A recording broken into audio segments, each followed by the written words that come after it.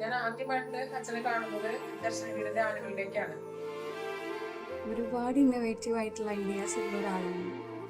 He was a vibrant personality, such immense inspiration in one single man.